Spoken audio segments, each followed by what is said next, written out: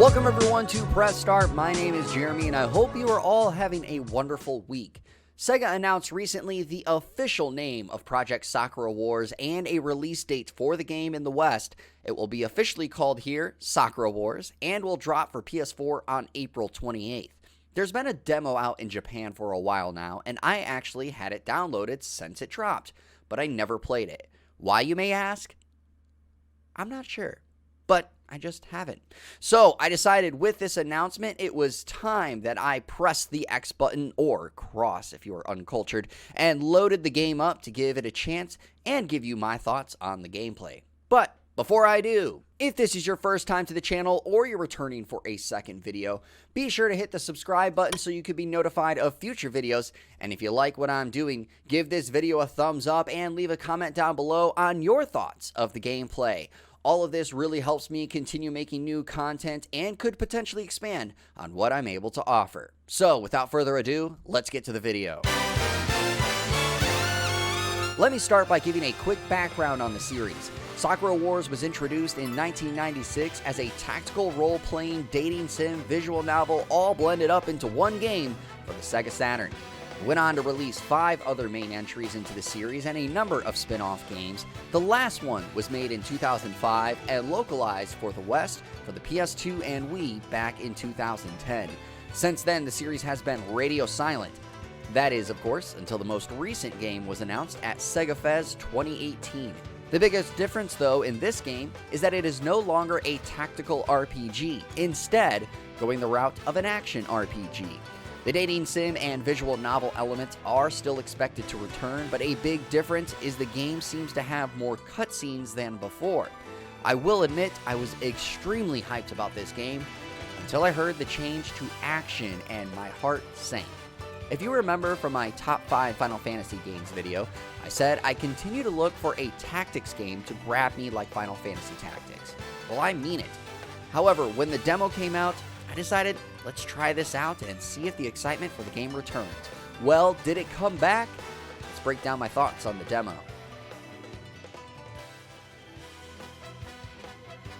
Let's start with the presentation. So just like in my previous video on Persona 5 Scramble, I can't talk about the story since I can't read or understand Japanese. I can gather context from what is going on in the scenes, but I don't want to get things wrong, so I'm not going to even try. However, presentation-wise, I like what Sega did.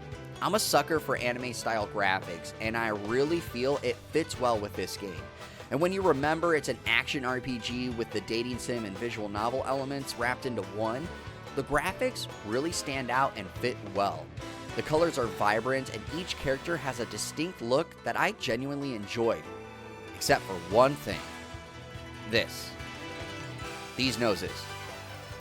When the characters look to the side or the camera isn't directly on them, it's fine. But when it is directly on them, oh boy, I just couldn't stop staring at it. Would I get over this the longer I play? Probably. But I can't help but feel that the team could have done something with this to make it not look so jarring.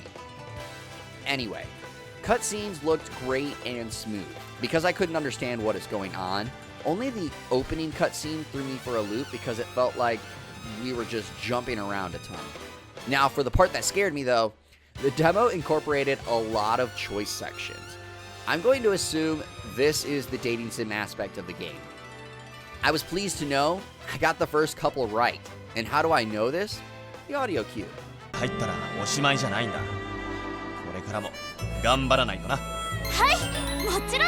felt very relieved to hear this. However, on my third choice, I was presented with this. And well, I'll just show you how I knew I was wrong even before the audio cue. それはひどいなあ君の部屋に行かないのわ帰ってもう部屋に来ないで怒鳴る人は嫌いなの Yeah, this will definitely be easier in the English release, but I would say expect a lot of these during your gameplay. At least the demo seems to say that. Because this part of the demo ran for about half an hour to maybe 45 minutes, and I believe I had this occur at the very least 10 times. 無事かどうか心配。そうだな。よし、十分に警戒しながら進もう。Now to the fighting, and for the demo at least, this was really disappointing. First off, the demo took me around maybe an hour to complete, and the fighting lasted only 12 minutes on my recording, and I know this because I recorded it separately. It also doesn't explain to you how to do the fighting like in Persona 5 Scramble, so I was left figuring it out all on my own. I accidentally did my ultimate move 3 times because the basic attack is linked to circle and the ultimate is linked to square. If this is true for the Western release, I will definitely switch the controls for this. Also, I could not figure out for the life of me a lock-on button to help control who I was attacking when I was looking around on the camera.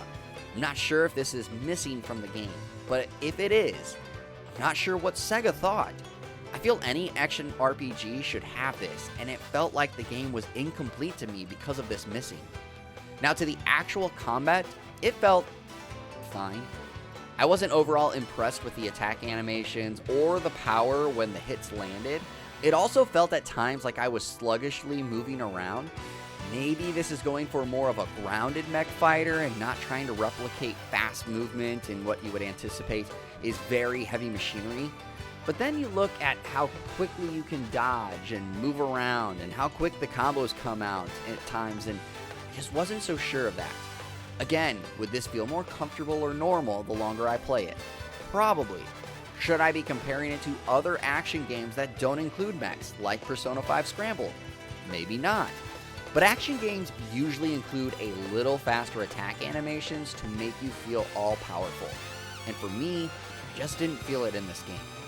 As for the ultimate moves, or at least that's what I'm going to call them, I felt the presentation was on point. I mean, look at it. 望月流忍法奥義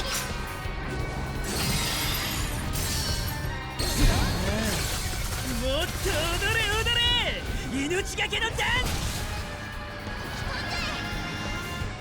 The way it incorporates the character and its mechs into the animation before mowing down a horde of enemies made me feel like, heck yeah, we're about to get down to business. With that being said though, to charge it up, you have to grab these little beads that enemies in the environment drop after killing them. And my biggest complaint, sometimes I'd be trying to grab them for the character that I'm controlling, and they'd instead go to my backup character, so they would get their ultimate charged up, and not me. I feel it should either be split evenly across the characters, or when you pick it up, it charges all of them that you've brought along.